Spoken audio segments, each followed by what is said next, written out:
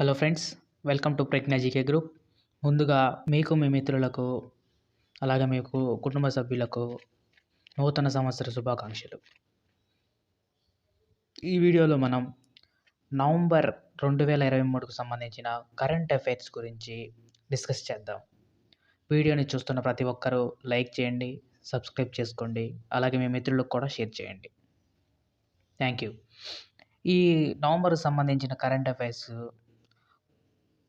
కొంచెం ముందుగానే పెడదామని ట్రై చేశాను, కానీ కొంచెం హెల్త్ ప్రాబ్లం వల్ల పెట్టలేకపోయాను. అలాగే డిసెంబర్ సంబంధించిన కరెంట్ అఫైర్స్ 1 లేదా 2 రోజుల్లో లేకపోతే ఈ రోజు పెట్టేసేస్తాను. చూడండి, మన ఛానల్లో అప్లోడ్ చేస్తాను, చూడండి. సరే, ముందుగా లూనార్ పోలార్ ఎక్స్ప్లోరేషన్ మిషన్ లూపెక్స్. ఇది జపాన్ మధ్య సహకార వెంచర్. జపాన్ యొక్క agency aerospace exploration agency JAXA మరియు భారత అంతరిక్ష పరిశోధనా సంస్థ ఇస్రో ఈ రెండింటి మధ్య ఈ లూపెక్స్ మిషన్ జరగనుంది. అయితే ఈ మిషన్ని 2025లో ప్రారంభించాల్సి ఉంది.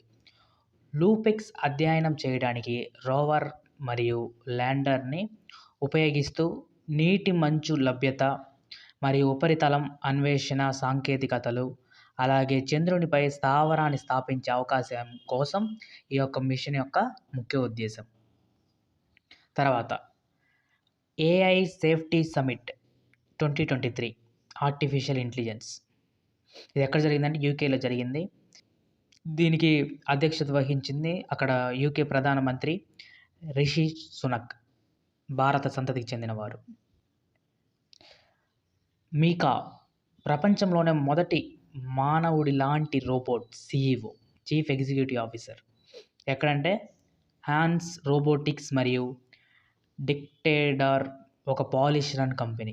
ఒక పాలిష్ అంటే పోలాండ్కి సంబంధించిన కంపెనీలో ఇది ఈ ఆర్టిఫిషియల్కి సంబంధించిన రోబో CEO. ఓకే, తర్వాత సామ్ ఆల్ట్మాన్ ఓపెన్ ఏఐ యొక్క చీఫ్ ఎగ్జిక్యూటివ్గా తిరిగి నియమితులయ్యారు. అదే ఇప్పుడు మనకి వస్తుంది artificial chat bots, open chat bots అని. వాటన్నిటికి సంబంధించి ఒక ఓపెన్ ఏఐ అని ఒక పెద్ద సంస్థకి ఆయన CEOగా తిరిగి నియమితులయ్యారు. గతంలో ఆయన ఉన్నారంట, అయితే తిరిగి నియమితులయ్యారంట. తర్వాత ప్రపంచంలోనే అతిపెద్ద సింగిల్ సైట్ సౌరశక్తి ప్లాంట్, సోలార్ ప్లాంట్, అంటే ఒకే దగ్గర అన్ని సోలార్ సంబంధించిన ప్లేట్స్ అన్నీ ఒకే దగ్గర. అది ఎక్కడ ప్రపంచంలోనే అతిపెద్ద అంట. అది ఎక్కడ అబుదాబిలో ప్రారంభించారంట. తర్వాత పెడ్రో శాంచెజ్ స్పెయిన్ ప్రభుత్వం అధ్యక్షుడిగా తిరిగి ఎన్నికయ్యారు. అంతకుముందు ఈయన ప్రధానిగా ఉన్నారు, అయితే ఇప్పుడు ప్రస్తుతం ప్రెసిడెంట్గా తిరిగి నియమితులయ్యారు. ఇంటర్నేషనల్ షుగర్ ఆర్గనైజేషన్ చైర్గా భారతదేశం, అంటే ఇదొక సంస్థ, దీనికి భారతదేశం చైర్మన్గా నియమించబడిందంట. స్థాపన 3 డిసెంబర్ 1968. ప్రధాన కార్యాలయం లండన్ E14, అలాగే యునైటెడ్ కింగ్డమ్లో ఉంది. తర్వాత నేపాల్ స్వలింగ వివాహాలను నమోదు చేసుకునే దేశంగా మొదటి దక్షిణాసియా దేశంగా అవతరించింది. తర్వాత ఇండోనేషియా యొక్క అనక్ క్రక్టౌ అగ్నిపర్వతం విస్ఫోటనం జరిగింది, అంటే ఎరప్ట్ అయింది, వాల్కనో బద్దలైంది. తర్వాత ఆఫ్ఘనిస్తాన్ తన రాయబార కార్యాలయాన్ని భారతదేశంలో శాశ్వతంగా మూసివేసింది. తర్వాత ఏషియన్ ఇండియా మిల్లెట్ ఫెస్టివల్ 2023. ఇది ఎక్కడ జరిగిందంటే దక్షిణ జకార్తాలో, ఇండోనేషియాలో జరిగింది నవంబర్లో. తర్వాత ఎక్సర్సైజ్ మిత్రశక్తి 2023.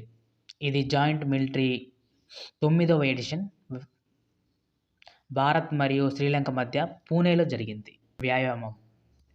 తర్వాత ద్వైపాక్షిక వ్యాయామం యొక్క 4వ ఎడిషన్ బోంగో సాగర్ 23 మరియు 5వ ఎడిషన్ కార్పాట్ మధ్య సమన్వయ గస్తీ భారత్ మరియు బంగ్లాదేశ్ మధ్య నేవీల మధ్య ఉత్తర బంగాళాఖాతంలో జరిగింది. తర్వాత భారతదేశం మొదటి అంతర్జాతీయ క్రూజ్ లైనర్ను ఫ్లాగ్ ఆఫ్ చేసింది. ఈ క్రూజ్ లైనర్ అంటే ఇది ఇక్కడ అన్ని హోటల్స్ కానీ అంటే మొత్తం ఒక అక్కడ నివసించడానికి కానివ్వండి, ఈ షిప్‌లో అన్నీ ఉంటాయి. అది భారతదేశం తన సొంతంగా మొట్టమొదటిది స్టార్ట్ చేసింది. కేంద్ర ఓడరేవులు, షిప్పింగ్ మరియు జలమార్గాలు మంత్రి సర్బానంద్ సోనోవాల్ దేశీయ నౌకాశ్రయాన్ని మొదటి అంతర్జాతీయ క్రూజ్ లైనర్ దాని పేరు కోస్టా సెరీనా భారతదేశంలో ముంబైలో నవంబర్ 3, 2023న ప్రారంభించారు. తర్వాత Pusa 2019 Indian agricultural research institute ఢిల్లీలో అధిక దిగుబడి ఇచ్చే స్వల్పకాలిక వరి పూసా 2090 అనే రకంను విజయవంతంగా అభివృద్ధి చేసింది.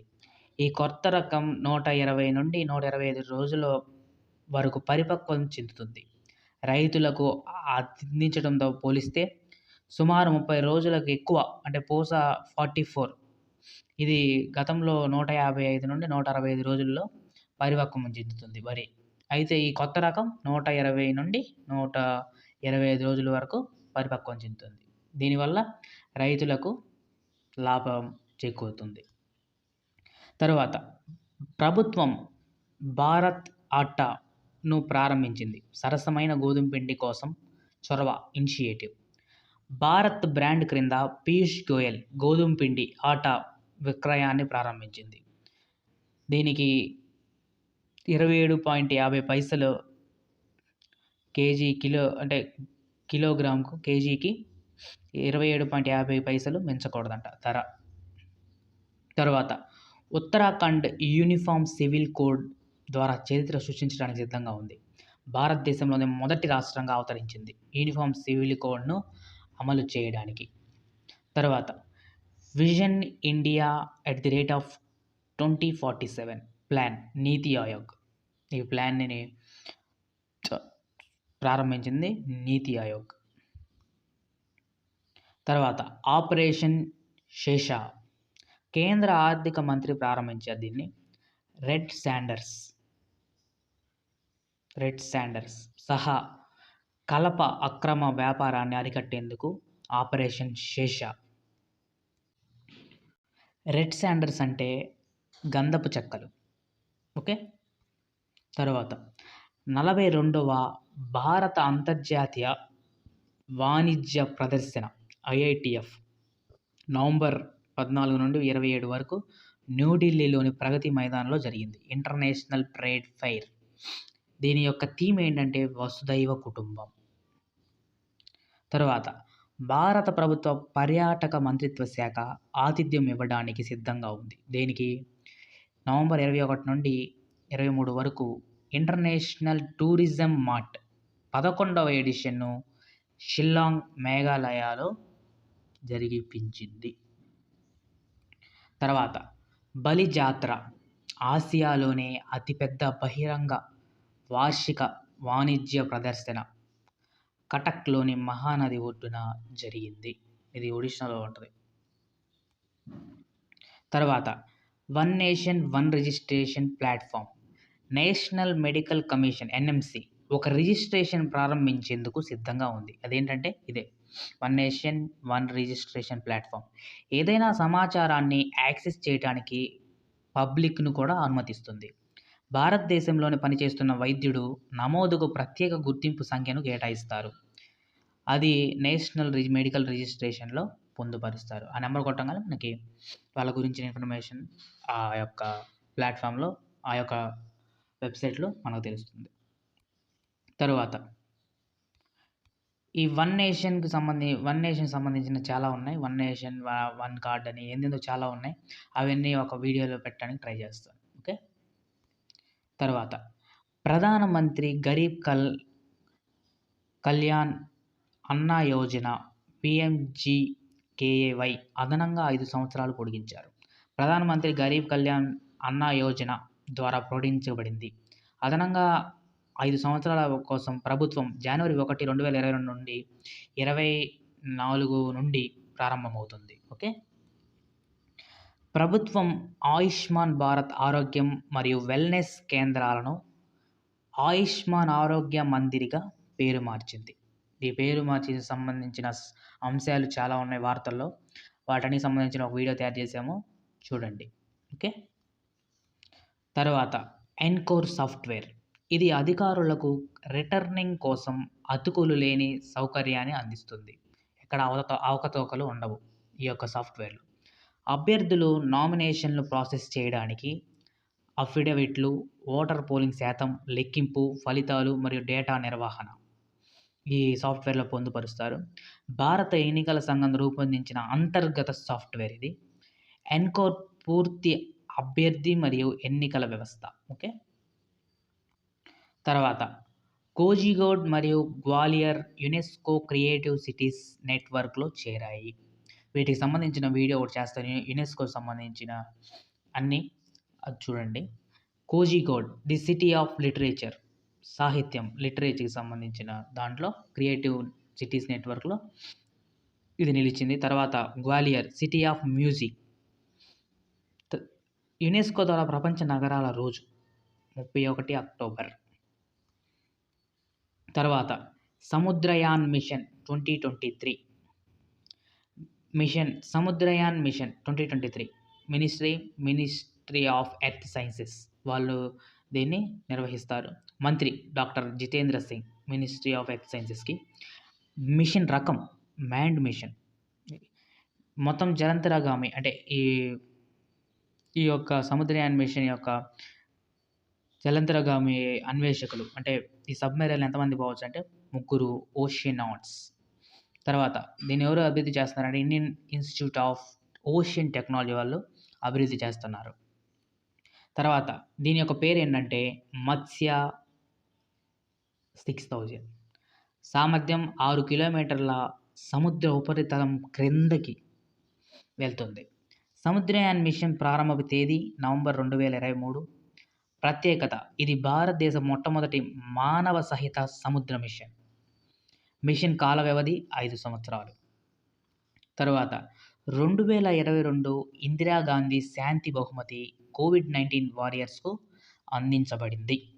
నవంబర్ 19, 2022 సంవత్సరానికి ఇందిరాగాంధీ శాంతి బహుమతి భారతీయ సంయుక్తంగా మెడికల్ అసోసియేషన్ (IMA) మరియు శిక్షణ నర్సుల అసోసియేషన్ ఆఫ్ ఇండియాకు లభించింది. భారతదేశంలో మొట్టమొదటి గ్లోబల్ ఫిషరీస్ కాన్ఫరెన్స్ అహ్మదాబాద్‌లోని సైన్స్ సిటీలో ప్రారంభమైంది. అంటే అక్కడ జరిగింది. గోల్డ్ చేప అధికారికంగా ఉంది. గుజరాత్ రాష్ట్ర చేపగా ప్రకటించారు. అక్కడ జలజీవ వైవిధ్యం గురించి ప్రోత్సహించడానికి దీని యొక్క కాన్ఫరెన్స్ యొక్క ముఖ్య ఉద్దేశం. తర్వాత ఉత్తరప్రదేశ్ ప్రభుత్వం హలాల్ ధృవీకరించబడిన ఉత్పత్తులను నిషేధాన్ని అమలు చేసింది. Justice Fathima Beevi supreme court of India మొదటి మహిళా న్యాయమూర్తి 96 సంవత్సరాల వయసులో నవంబర్లో మరణించారు. తర్వాత మమతా బెనర్జీ సౌరవ్ గంగూలీని బ్రాండ్ అంబాసిడర్గా ప్రకటించారు వెస్ట్ బెంగాల్కి. తర్వాత శీతల్ మహాజన్ ఎవరెస్ట్ పర్వతం దగ్గర 21,500 అడుగుల నుండి స్కైడైవ్ చేసిన మొదటి మహిళ. ఈమె పద్మశ్రీ అవార్డు కూడా పొందింది. తర్వాత ఆస్ట్రేలియా ఐసీసీ క్రికెట్ ప్రపంచ కప్ 2023ను గెలుచుకుంది. Leading run scorer Virat Kohli అత్యధిక పరుగులు సాధించిన వారు. 10 మ్యాచ్ల్లో 711 పరుగులు సాధించాడు. అత్యధిక వికెట్లు మహమ్మద్ షమి 6 మ్యాచ్ల్లో 23 వికెట్లు సాధించాడు. తర్వాత భారత మహిళల హాకీ జట్టు ఆసియా ఛాంపియన్స్ ట్రోఫీ 2023లో స్వర్ణం గెలుచుకుంది. భారత్ అసాధారణ ప్రతిభ కనపరిచింది. ఫైనల్ మ్యాచ్లో జపాన్ను 4-0తో ఓడించింది. ఈ ఫైనల్ మ్యాచ్ ఎక్కడ జరిగిందంటే రాంచీలో జరిగింది. తర్వాత 37వ జాతీయ క్రీడలు 2023 గోవాలో ముగిశాయి నవంబర్లో. పథకాల పట్టికలో మహారాష్ట్ర 1వ స్థానంలో నిలిచింది. మస్కట్ పేరు మోగావ్, ఇది భారతీయ బైసన్. ఇలా ఉంటుంది. అక్టోబర్ 26 నుండి నవంబర్ 9 వరకు జరిగాయి. ఇది ర్యాంకింగ్ టేబుల్. మహారాష్ట్ర మొదటి స్థానంలో ఉంది. 5వ స్థానంలో కేరళ ఉంది. తర్వాత దీంట్లో ఒలింపిక్ స్విమ్మర్ శ్రీహరి నటరాజన్ ఉత్తమ పురుష అథ్లెట్గా ఎంపికయ్యాడు. అలాగే జిమ్నాస్టులు సంయుక్తంగా ప్రసెన్ కాలే మరియు ప్రణతి నాయక్ సంయుక్తంగా ఉత్తమ మహిళా అథ్లెట్లుగా నిలిచారు. తర్వాత పంకజ్ అద్వానీ ఐబీఎస్ఎఫ్ ప్రపంచ టైటిల్ను దోహాలో బిలియర్డ్స్ ఛాంపియన్షిప్ 2023ను గెలుచుకున్నాడు. ఇది తనకి 26వ title. Vidit Gujrathi FIDE open chess grand swiss 2023 విజేతగా నిలిచాడు. R Vaishali FIDE women's chess grand swiss 2023 విజేతగా నిలిచింది. ఈమె ఈ ఫిడే ఉమెన్స్ స్విస్ గ్రాండ్ చెస్లో విజేతగా నిలిచిన మొదటి భారతీయ మహిళ.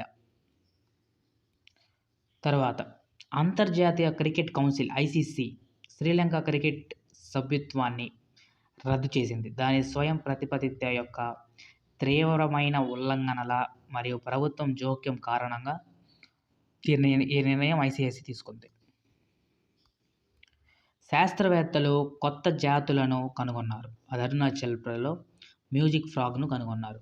నోవా దిహింగ్ మ్యూజిక్ ఫ్రాగ్ ఇది కొత్త జాతులు కనుగొంది, అరుణాచల్ ప్రదేశ్లో కనుగొన్నారు.